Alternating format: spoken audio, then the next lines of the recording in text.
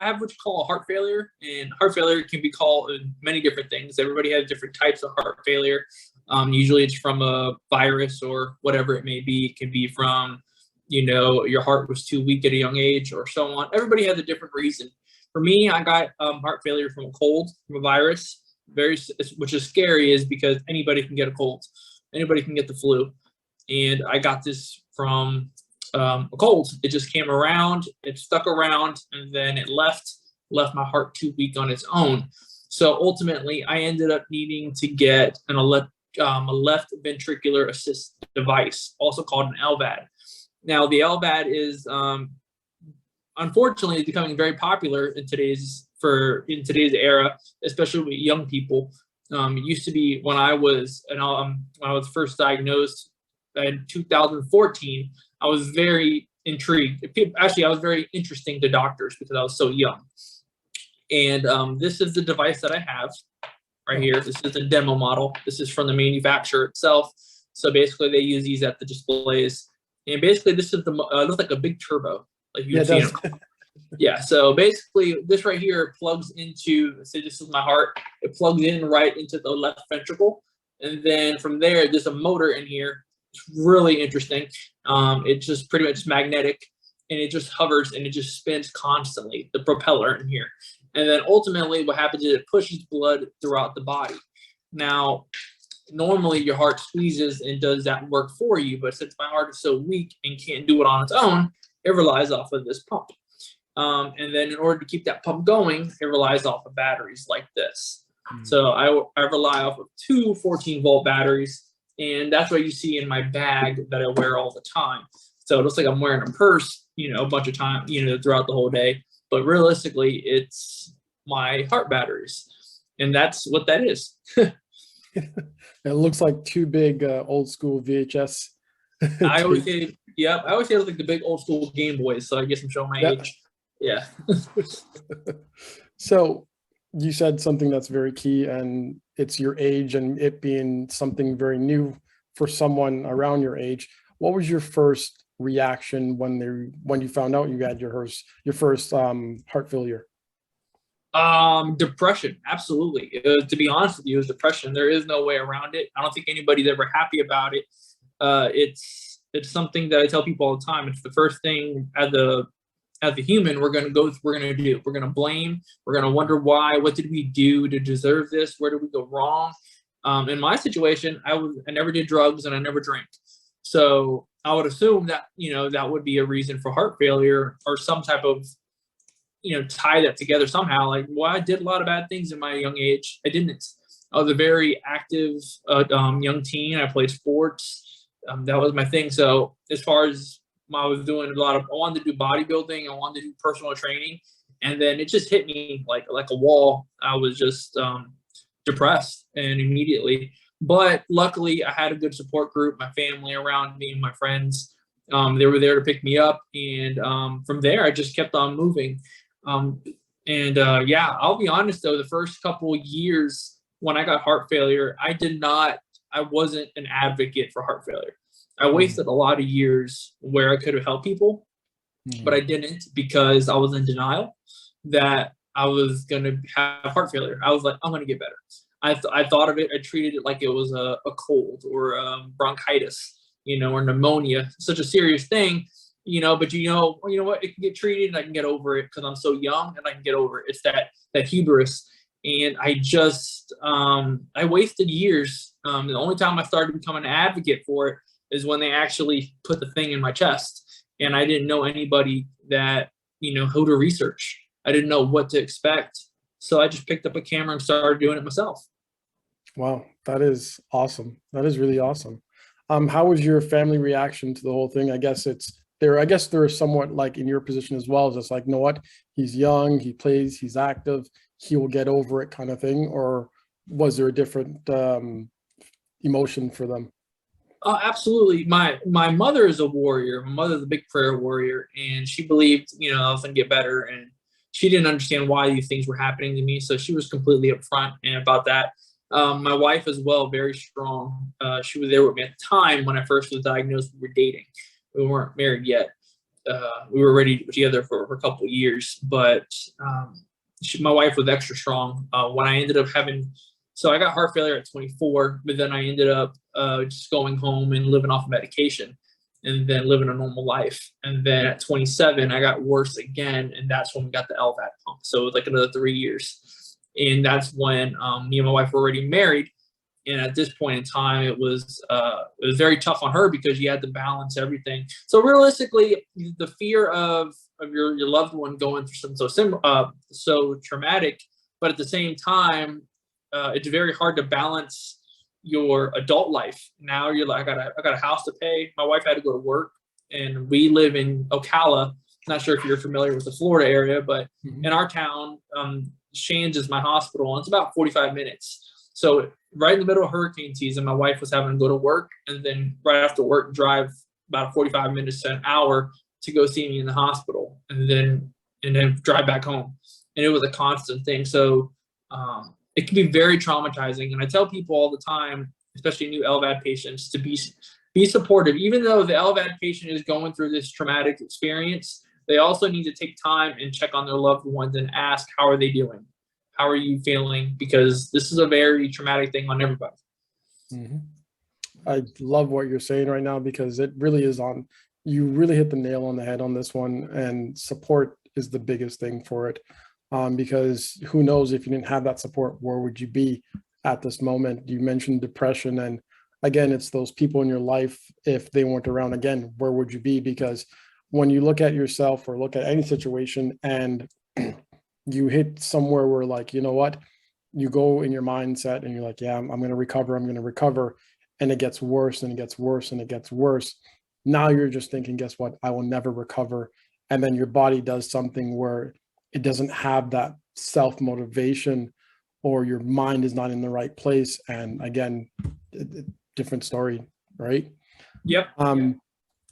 Is there any other treatment that you could go about it with the LVAD? Or could you get like a heart replacement or something like that? Or just, is that totally outside? No, absolutely. So everyone can get this different path for everybody. So for me in particular, I have the LVAD. They have something called an RVAD. So basically it's a right ventricular assist device. If you have the LVAD and the RVAD, it's called a BiVAD. So basically it's both. You pretty much have a full electric heart at that point. Now, yes, I'm waiting currently on a heart. I'm on the transplant list. I've been waiting for about 4.5 years now. So everybody's different. So I'm what you call bridge to transplant. Now, when it comes to other therapies, there's called bridge to therapy, meaning you have this device in your body until you get better. So they're expecting that your heart's going to heal. This is kind of giving your heart a break, and it's not doing as much work. Your natural heart's not doing as much work. It's giving it time to rest. And that's bridge to therapy. At one point, it's called an explant. They would just remove it from your body. Now, they also have bridge to destination, meaning you probably can't qualify for a brand new heart. There may be something, or maybe older age. I think it's like 65 is where the cutoff is. I could be wrong, like maybe give or take 5 years. But they cut that off where you can't get a new heart. They're not going to give a heart to an older patient. So they would be a candidate for a bridge to destination. I mean, they'll have this the rest of their lives. And you can live with these. I mean, right now, everybody said the numbers are different. Unfortunately, some people say, oh, it's been 4 years, 3 years, and I lost my loved one. I've heard of patients living 15, 17 plus years with this, and they're still alive. The reason why everything is different, the numbers are different, is because it's obvious. Everybody has a different situation. Everybody has a different health issue. Just because your 65-year-old grandmother didn't make it past 4 years, she was older, and her body just probably wasn't weak to be able to keep that up. Usually, younger patients tend to do very well with the LVAD because we recover pretty well. And that's why you see so much young people being a little more vocal about these devices lately. Wow, that's, again, just this whole conversation, it's something that one never knew about. I usually, one of my friends, he has the pig valve. So okay. his heart is not the greatest. So I know he has a pig valve. My other friend has a pacemaker, if I'm not mistaken. Okay. So again, just seeing the young generation get, I'll say, these illnesses that older people usually get, Right. it's very interesting to see how society is, or how the world is really changing, where young people are again more sicker than the elders before in a certain age group. So it's intense. Is there anything that, based off your diagnosis and based off the LVAD, that you're missing out in life? Oh, absolutely. The swimming, for example, that's the number one thing. When it comes to the LVAD, when I was first told about it, I balked at the idea. I said, no, I didn't want it. They showed it to me when I was 24. I said, no, I'm good. I'll wait. And then at 27, I was on my deathbed and I needed it. So all those type of things that I was worried about losing went out the window at 27. But swimming, I can't do. I can't be submerged in water. I can take a shower. I just can't take a bath. So I have a bag that can keep the batteries dry. And I also have a hand shower that allows me to kind of wet myself, in areas without wetting my body. I'm sorry, without wetting my sight. The key thing is to keep the sight where the cord comes out of dry, because if that gets wet, that can be an infection, being that that's a sight straight to your heart. I mean, realistically, this tube goes straight to your heart. Then you're pretty much talking a straight infection right to the heart. So it's very important that we keep that clean. So as far as anything goes, it's just water that I have to be, careful with. I lift weights. I do what I want. I drive. I can drive. I can work a full-time job. If I sweat, I got to be very careful. I just got to clean myself very quickly so I can work out, sweat heavy, and then when I finish, go home, shower up. Change my dressing as soon as possible, so no moisture gets built up in there. Mm-hmm. Okay, that's good then. So like if you, I guess, like what about strenuous activities, like not like soccer or those fast paced and that's really strenuous on the heart? Are you able to do that as well, or is that? Yeah, I can do that. Even though it's like contact sports, they kind of don't recommend, obviously, because we're on blood thinners. So blood thinners obviously will leave bruising, we get cut, we can bleed out. So we gotta be very careful with those things. But absolutely, we can play sports, little things like that. The only thing you got to keep in mind is it's kind of danger and comfort. These batteries are kind of bouncing around here. So imagine playing basketball with that thing kind of bouncing around, hitting your rib cage. It gets kind of annoying. I've tried to golf before with the bag. It's not a good idea. It's just annoying. I'd recommend getting a vest of some sort so the batteries don't hang around. I normally, when I went golfing, we did like the Top Golf. I wore a sweater, and that kept the batteries tight to my body, and that allowed me to swing nicely. But yeah, it's just realistically, it's just kind of keep making sure these batteries don't go bouncing around. You don't want this cord to get pulled while it's in you. It's very painful. Oh yeah, no, I didn't really think about that, because if that gets pulled on in the wrong way, especially from the chest out, that would definitely hurt. Yeah, I hate door handles. Door handles that's the common thing when it comes to us. But we get caught on handles, and then you just keep on going. I think just yanks you back. It's like getting the stomach. Yeah, every time. So saying that now, just hopefully that can't come out easily. Hopefully not. No, it can't. Okay, good. Yeah, okay. It takes a lot, but I don't want to find out how much. No, exactly. Is that so? I see the whole carry-on. Is there anything that's less or like more portable, like a smaller battery that you can just like attach or like put in a pocket, or is that what it is right now? This is it. This is the battery that we have to carry around. I tell the developers all the time, manufacturer, when I bump into them, I go to a couple events to promote the device sometimes. And I always tell them, like, if you can make the battery smaller, everybody will love you.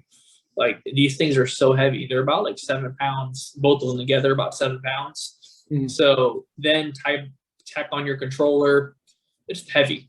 So I always tell them all the time, they're working on new technologies. So they're not working on the batteries. They're working on new technologies like internal batteries is what they've been talking about. So that's just future stuff. I don't even know how to get into that, but I did at the last convention. They told me that they're looking into that. Yeah, internal batteries would be a lot better, but I don't know how we would charge them, to be honest with you. It'll be kind of different. Yeah, it'll be good because I don't know how. I've seen a video where you saw the cord coming out of your body. Have an internal battery, at least everything is enclosed, right? Right. But again, it's that charging portion. How would you do that? But again, technology, how it's advancing, who knows, and just might be a little tap or whatever it is. Exactly. Yeah, I don't know. I know they mentioned something about plugging it against the stomach, or it was like basically they're looking forward to that if you can unplug the LVAD for like 4 hours, kind of give you that wireless feeling. So that internal battery's in there and that keeps it going for a while. It's running off of 4-hour internal batteries. Then you just plug it back in and then you're charging again, or you're relying off of the batteries again.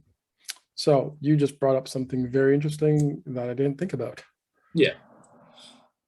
Batteries die. Batteries, absolutely, yeah.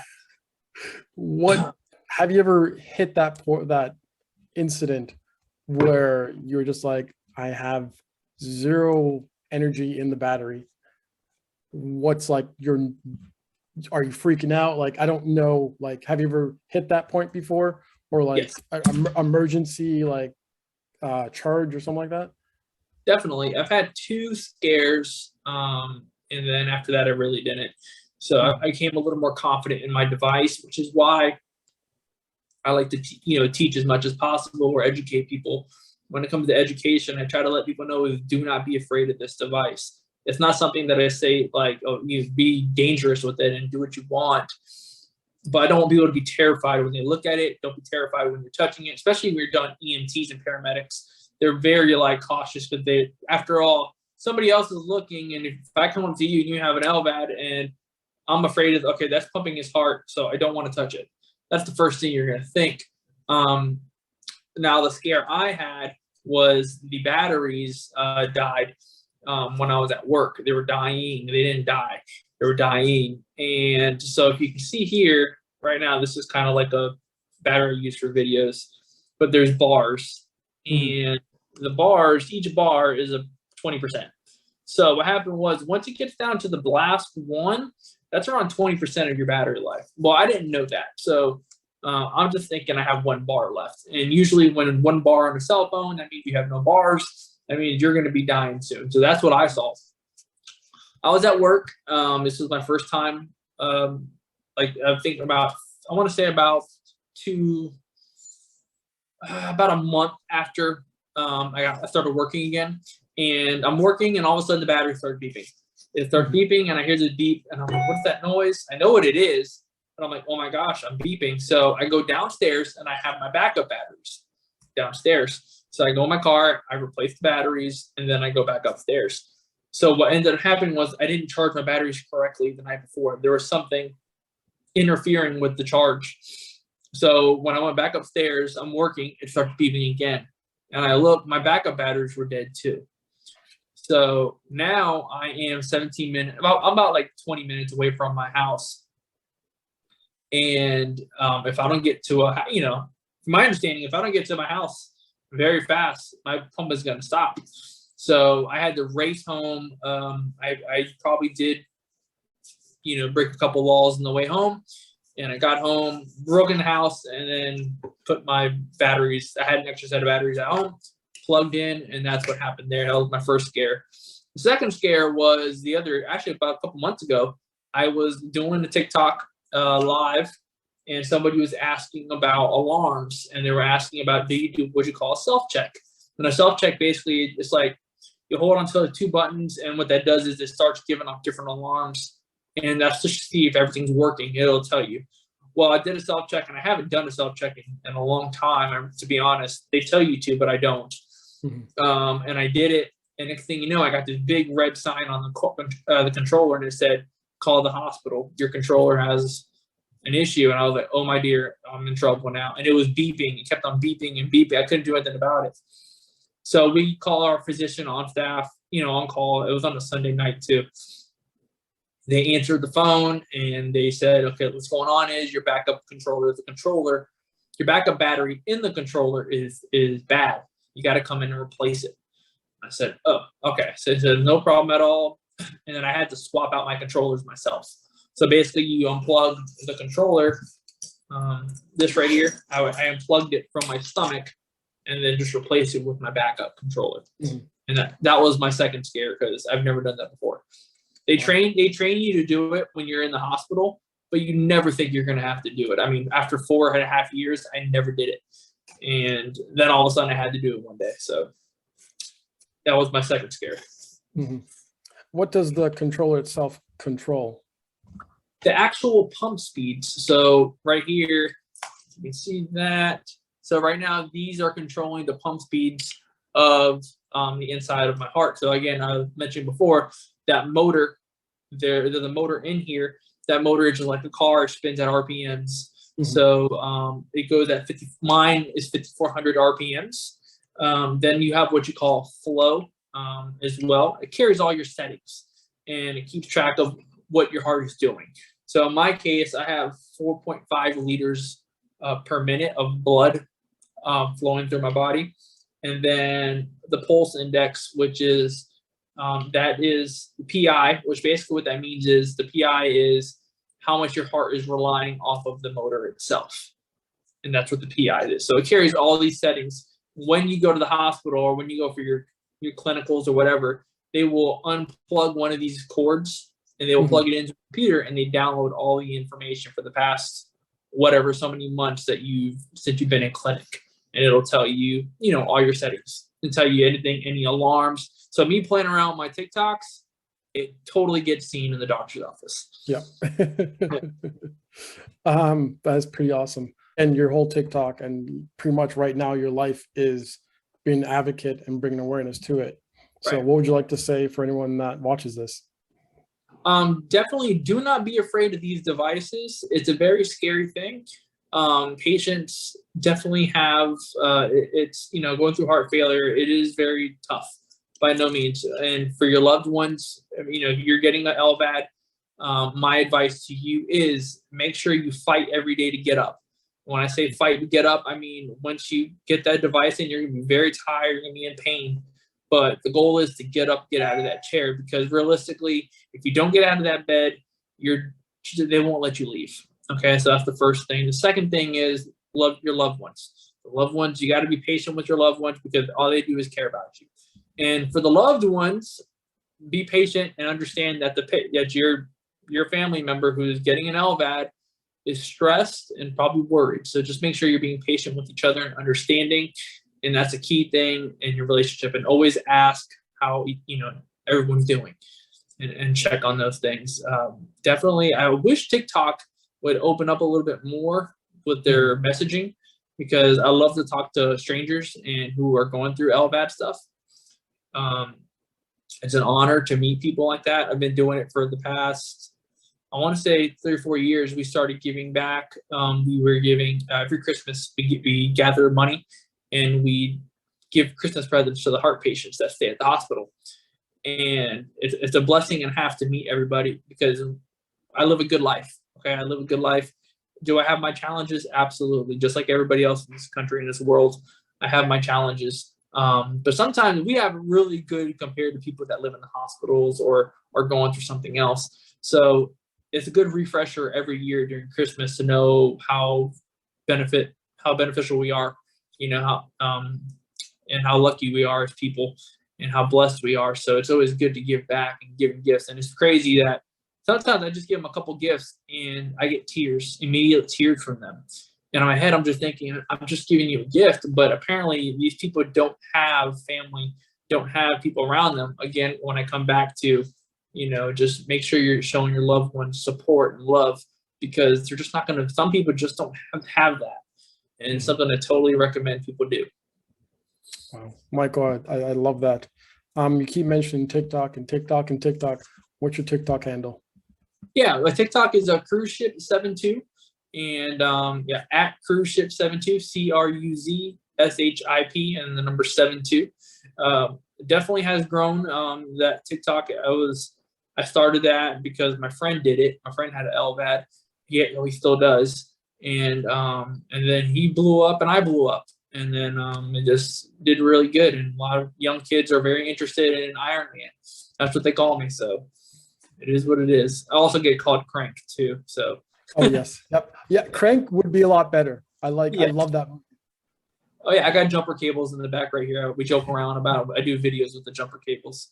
So. That's awesome, Michael. Thank you so much for this. Definitely. It was an honor. Yeah, thank you.